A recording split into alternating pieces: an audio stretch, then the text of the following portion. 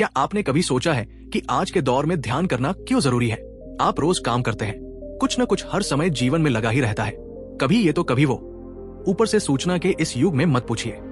दिन भर मोबाइल में हम सूचना और दूसरी चीजें देखते हैं। हर तरह की और सभी की पसंद की सूचना आज मोबाइल पर ही उपलब्ध है। अब आप कहेंगे कि हाँ, तो सोचिए, आपका दिमाग भी ये करते करते थक जाते हैं। उसका असर आपके शरीर पर पड़ता है, सोच पर पड़ता है, आपके काम करने के तरीकों पर पड़ता है, आपके कैसा व्यवहार करते हैं उस पर भी पड़ता है। आप ही बताएं, अगर घर में गंदगी हो जाती है तो आप क्या करते हैं? क्या आप गंदगी को इस तरह फैलाकर छोड़ देते हैं? नहीं ना, क्योंकि आपको अच्छी तरह से पता होता है कि अगर आप ऐसा करेंगे तो घर गंदा होने के साथ बीमार भी पड़ जाएंगे। ठीक इसी तरह कुछ आपका दिमाग भी है। दिमाग में सूचनाओं का कचरा जमा होते होते ये पूरी तरफ भर जाता है। ये जरूरी है कि सूचना रूपी इस कचरे को और विचारों को समय समय पर साफ भी किया जाए, जिससे दिमाग रिफ्रेश रहे और सही तरीके से काम कर सके। आज मैं आपको ध्यान से जुड़ी कुछ बातें बताऊंगा कि हमें क्यों आज के युग में सबसे ज्यादा किसी चीज की जरूरत है तो योग और ध्यान की है, क्योंकि यही हमें हमारी समस्याओं से छुटकारा दिला सकता है। शरीर और इससे जुड़ी हर तरह की परेशानी का इलाज योग में मौजूद है। यहाँ ये बात ध्यान दें कि मैं यहाँ किसी भयानक रूप से गंभीर रोगी की बात नहीं कर रहा हूँ। अगर आपको कोई बड़ी बीमारी है और लंबे समय से है तो इस बात का ध्यान रखें कि आपका इलाज सही तरीके से चलता रहे, नहीं तो आप बड़ी मुश्किल में फंस सकते हैं। यहाँ तक कि आपकी जान का भी खतरा हो सकता है। इसलिए समय रहते सावधानी जरूर बरतें, इससे आप स्वस्थ रहेंगे। हाँ, बाकी जीवन में योग और ध्यान को अपनाकर आप एक स्वस्थ जीवन शैली का अनुसरण कर सकते हैं। अब बात करते हैं कि हमें ध्यान क्यों करना चाहिए। हाल ही में 10 छात्रों पर किए गए शोध से पता चला कि ध्यान से ब्रेन की कार्यशैली में बदलाव आती है। जिन छात्रों ने प्रतिदिन 10 मिनट 5 दिन तक मेडिटेशन किया, जब उनकी ब्रेन की स्कैनिंग की गई तो रिपोर्ट में बहुत ही चौंकाने वाला रिजल्ट देखने को मिला। जो छात्र अपने जीवन में रोज मेडिटेशन कर रहे थे, उनकी एकाग्रता आम छात्र की तुलना में कहीं ज्यादा पाई गई। इससे ये साबित हुआ कि अगर आप रोज ध्यान करेंगे तो आपके जीवन में बहुत सारे बदलाव देखने को मिलेंगे। यकीन कीजिए, ये बदलाव इतने सकारात्मक होंगे कि आपका पूरा जीवन पूरी तरह से बदल जाएगा।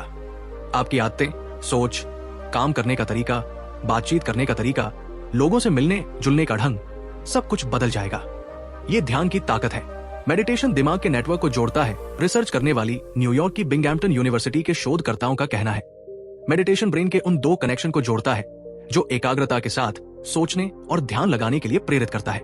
जब ही इंसान किसी काम को मन लगाकर करता है तो यही दोनों कनेक्शन काम करते हैं। अल्जाइमर और ऑटिज्म का कनेक्शन भी इसी नेटवर्क होता है। इस रिसर्च के नतीजे कंप्यूटर नीति विशेषज्ञ जॉर्ज वेन्सचैंक और न्यूरोइमेजिंग एक्सपर्ट के बीच हुई बातचीत और एक प्रयोग के आधार पर जारी किए गए हैं। जॉर्ज वेन्सचैंक बिंगहैम्पटन यूनिवर्सिटी के कंप्यूटर डिपार्टमेंट में काम करते हैं। डॉक्टर वेन्सचैंक लंबे समय से मेडिटेशन कर रहे हैं और न्यूयॉर्क की नामग्याल मोनेस्ट्री में रिसर्च कर रहे हैं। इस मोनेस्ट्री का कनेक्शन जाने माने आध्यात्मिक गुरु दलाई लामा से है। डॉक्टर वेन्सचैंक कहते हैं, मैंने मोनेस्ट्री में रहते हुए पढ़ाई की और बुद्धिस्ट स्टडी में 3 साल तक स्टडी की। यहाँ तक रहते हुए मेडिटेशन करने के बाद मन में विचार आया कि इसका दिमाग पर क्या असर पड़ता है। इसके लिए डॉक्टर वेन्सचैंक ने 8 हफ्तों तक 10 स्टूडेंट्स पर रिसर्च की। रिसर्च से पहले और बाद में इन स्टूडेंट्स की एमआरआई की। एमआरआई के जरिए दिमाग के पैटर्न को समझा गया। रिपोर्ट से पता चला कि मेडिटेशन पर रिसर्च से पहले उनका दिमाग एकाग्र नहीं था।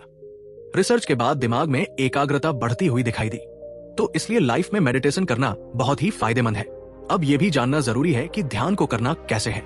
जैसे कार खरीदने से पहले कार सीखना जरूरी होता है, ठीक उसी तरफ कोई भी चीज शुरू करने से पहले उसको सीखना भी बहुत ही अहम है।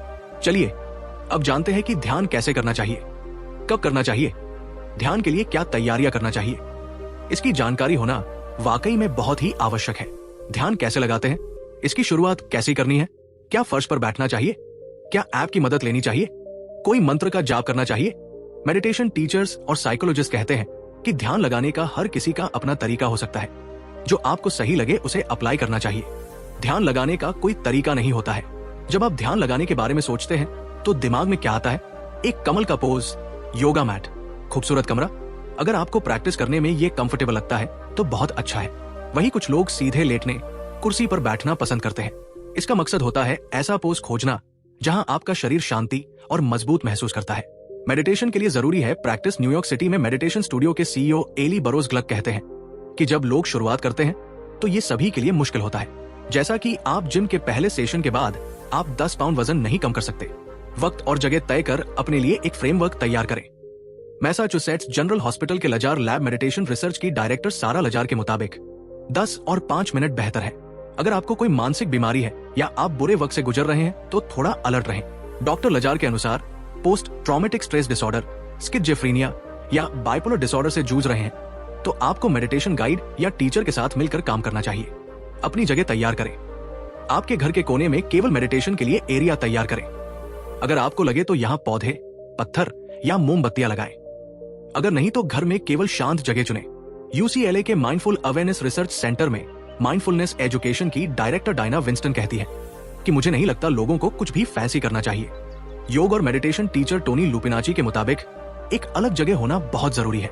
किसी ऐप के जरिए आप जानकारी ले सकते हैं, लेकिन उसके बाद विशेषज्ञ से जरूर मिलें। उनसे बात करने के बाद आप शुरू करें, बहुत ही फायदा मिलेगा। ये थोड़ा अजीब लग सकता है क्योंकि अधिकतर मौकों पर फोन शांति के दुश्मन होते हैं। कुछ शुरुआती सेशन किसी गाइडेंस के साथ करने से आपको मदद मिलेगी। ऐसा इसलिए क्योंकि ध्यान लगाने का मतलब एक जगह पर कुछ देर के लिए स्थिर बैठना नहीं है। ये हजारों सालों के इतिहास और ट्रेनिंग के साथ बड़ी फिलॉसफी का हिस्सा है। खुद को थोड़ी देर के लिए भूल जाएं। ये आप अपने लिए कर रहे हैं ताकि आप खुद में और दुनिया में ज्यादा स्थिर रह सके। इसलिए उस दिन की प्रैक्टिस में खुद को डुबो दें। अगर आप ऐप की मदद नहीं लेना चाहते तो अपनी सोच की मदद ले सकते हैं। सोचिए कि आप कहीं सुंदर जगह पर हैं और शांत है। अपनी शरीर पर ध्यान दें और खुद को सुने।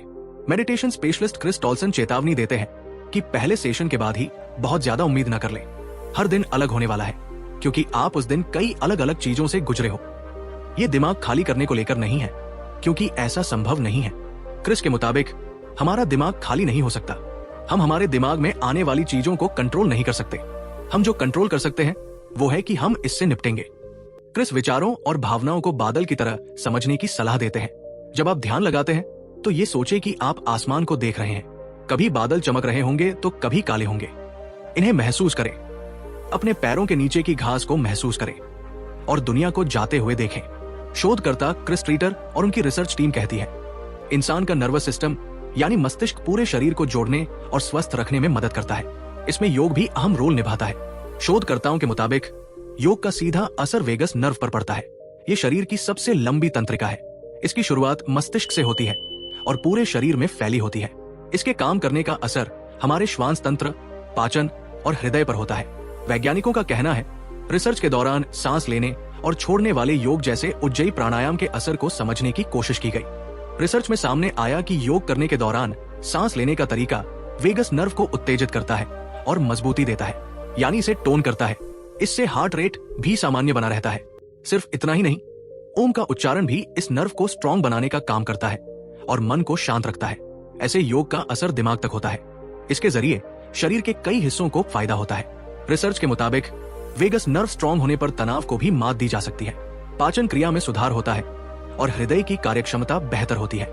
मूड खुश मिजाज रहता है। इस नर्व के कमजोर होने पर depression, stress disorder, chronic pain और मिर्गी का खतरा बढ़ता है।